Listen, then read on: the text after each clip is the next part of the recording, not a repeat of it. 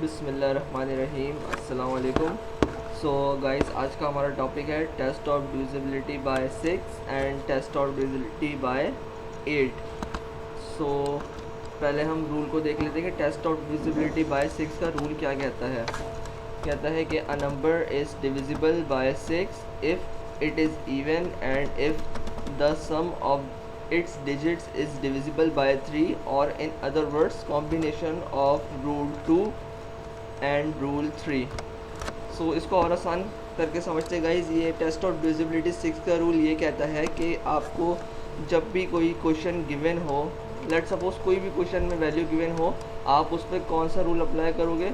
आप उस पर रूल 2 यानी कि टेस्ट ऑफ डिविजिबिलिटी बाय 2 का rule and test of divisibility by 3 का रूल अप्लाई करोगे। ठीक है, टेस्ट ऑफ डिविजिबिलिटी बाय 6 में आपको एक चीज़ का ख़ास तौर पे ध्यान रखना है, और वो ये है कि लेट सपोज कोई क्वेश्चन है वो टेस्ट ऑफ डिविजिबिलिटी बाय 2 से सॉल्व हो गया और टेस्ट ऑफ डिविजिबिलिटी बाय 3 से सॉल्व नहीं हुआ, या तो टेस्ट ऑफ डिविजिबिलिटी बाय 2 से सॉल्व नहीं हुआ और टेस्ट ऑफ डिविजिबिलिटी बाय 3 से सॉल्व हो गया। इस केस में दोनों रूल से क्वेश्चन को सॉल्व होना चाहिए, हमारा आंसर पॉजिटिव आना चाहिए। पॉजिटिव आने से क्या मतलब है कि हमारा आंसर विदाउट पॉइंट और डेसिमल आना चाहिए। चलें कैलकुलेशन करके देखते हैं, फिर हमें फर्दर क्लियर हो जाएगा। हमारा क्वेश्चन है, क्वेश्चन नंबर 1 इज़ 114। तो जैसा कि मैंने बताया कि टेस्ट ऑफ डिविजिबिलिटी बाय 6 की अगर हम बात करें तो हम रूल 2 और रूल 3 दोनों से सॉल्व करके देखते हैं। तो पहले मैंने डिवाइड किया टेस्ट ऑफ डिविजिबिलिटी बाय 2 से, डिविजिबल बाय 2 की हेडिंग डाली। अच्छा, divisible by test of divisibility by 2 का रूल क्या होता है? मैंने प्रीवियस लेक्चर में बताया था आपको कि your last number must be 0 और इवन। सो हमारा ये था क्वेश्चन 114, लास्ट नंबर इवन है, सो it's mean it is divisible by 2 because last digit is even.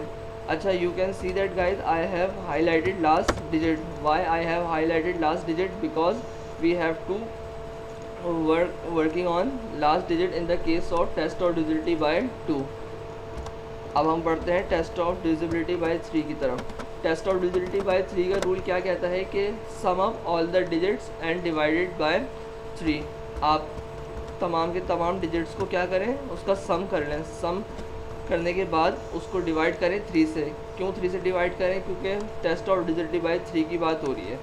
ठीक है, तो मैंने 1 + 1 और +4 को किया तो मेरा आंसर आया 6। फिर मैंने इस 6 को डिवाइड कर दिया 3 से। जब मैंने 6 को 3 से डिवाइड किया तो मेरा आंसर आया 2, मतलब पॉजिटिव यहाँ भी।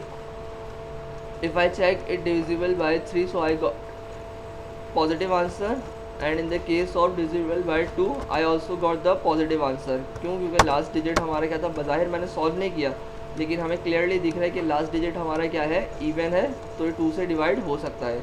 अब देखें, तो इस केस में डिविजिबल बाय 2 भी हो रहा है और डिविजिबल बाय 3 भी हो रहा है। सो इसका मतलब हमारा जो 114 क्वेश्चन है वो डिविजिबल बाय 6 है। अभी हम और एक्सरसाइज करेंगे आगे, तो आपको क्लियर हो जाएगा इंशाल्लाह। तो नेक्स्ट क्वेश्चन की तरफ बढ़ते हैं हम। नेक्स्ट क्वेश्चन है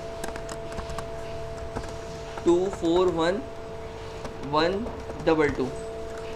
सेम चीज़ अप्लाई होगी as we did in previous question. ठीक है, तो मैंने पहले अच्छा, आप चाहो तो मैंने यहाँ पे डिविजिबल बाय 2 पहले किया, आप चाहो तो डिविजिबल बाय 3 पहले कर लो। It's totally up to you. ठीक है गाइस। अच्छा, मैंने लिखा yes this value is divisible by 2 because last digit is even. अब मुझे कैसे पता चला कि लास्ट डिजिट जो है हमारा इवन है? वो मुझे इस तरह पता चला कि लास्ट डिजिट ये रहा, इवन है क्वेश्चन का। तो सिंपली मैंने कैलकुलेशन के बगैर सॉल्व कर दिया, it is divisible by 2 because last digit is even. Clear? अब हम क्वेश्चन 3 नहीं, डिविजिबल बाय 3 की रूल की जानी पड़ते हैं। तो मैंने इस टेस्ट ऑफ डिविजिबल बाय 3 में क्या किया?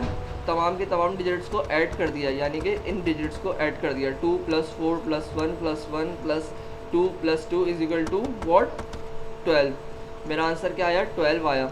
जब मैंने 12 को डिवाइड किया 3 से तो मेरा आंसर आ गया 4, पॉजिटिव आंसर आया। ठीक है, तो लास्ट की जो हमारी मेन एक्सप्लेनेशन है, जो मैंने रेड कलर से लिखी है, ये हमारी मेन एक्सप्लेनेशन है। ये हमें बताएगी कि हमारा जो टेस्ट ऑफ डिविजिबिलिटी बाय 6 है वो गिवन क्वेश्चन से डिवाइड हो रहा है या नहीं हो रहा। ठीक है, तो मैंने लिख दिया 241122 is divisible by 6। Divisible by 6 क्यों है? क्योंकि डिविजिबल बाय 2 से भी पॉजिटिव आंसर है and also got the positive answer by divisible by 3। ठीक हो गया गाइस। अच्छा ये वाला क्वेश्चन ज़रा हम देखते हैं 375। अब इस क्वेश्चन में क्या है, इस क्वेश्चन में जो है हमारा एक जो है वो डिविजिबल हो रहा है और दूसरा जो है वो भी बल्कि डिविजिबल नहीं है, कोई सा भी डिविजिबल नहीं है। वेट हमारा क्वेश्चन है 375। अब पहले मैंने डिविजिबल बाय 2 किया। डिविजिबल बाय 2 का रूल क्या होता है कि लास्ट डिजिट आपका जो है क्वेश्चन का वो मस्ट बी द इवन और ज़ीरो। यहाँ पर लास्ट डिजिट जो है वो हमारा ना तो इवन है और ना ही zero, so it's mean it is not divisible by 2 because last digit is 5। आप चाहते तो ये भी लिख सकते हैं because last digit is not even और इवन ज़ीरो। ठीक है, अब बात करते हैं टेस्ट ऑफ डिविजिबिलिटी बाय 3 की। तो मैंने क्या किया यहाँ पर, जैसे प्रीवियसली हम करते आए हैं, तमाम के तमाम डिजिट्स को मैंने ऐड कर दिया। 3 + 7 + 5 is equal to I got 15।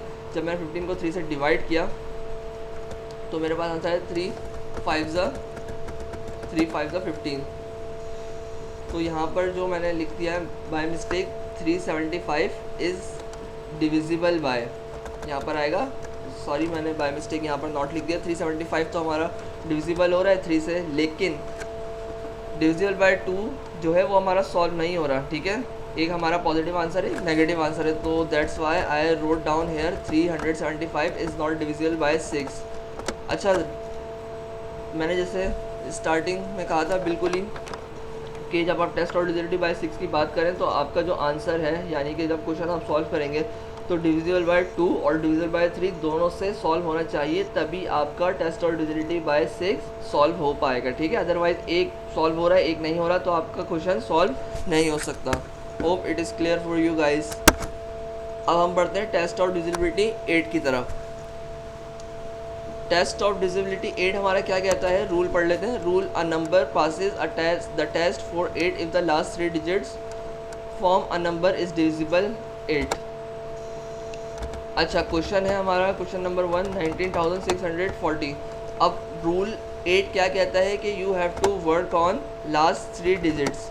Work on या वर्किंग करने से क्या मतलब है कि लास्ट के 3 डिजिट्स को आपने डिवाइड करना है किससे, 8 से। 8 से क्यों डिवाइड करना है, because we are talking about test और डिविजिबिलिटी बाय 8। तो लास्ट के 3 डिजिट्स को मैंने हाईलाइट कर दिया ताकि आपको आसानी रहे और क्लियरली समझ आ जाए। तो दैट्स वाई हेयर 640 को मैंने डिवाइड किया 8 से, सो आई गॉट द आंसर 80। तो मैंने पहले वाले में एक्सप्लेनेशन लिखी, येस 19,640 इज़ डिविजिबल बाय 8, जो कि हमारा 19,640 है वो हमारा 8 से डिवाइड हो सकता है। क्यों, क्योंकि हमारा आंसर पॉजिटिव आया है। नेक्स्ट क्वेश्चन की तरफ बढ़ते हैं। 9,640 गाइज, आई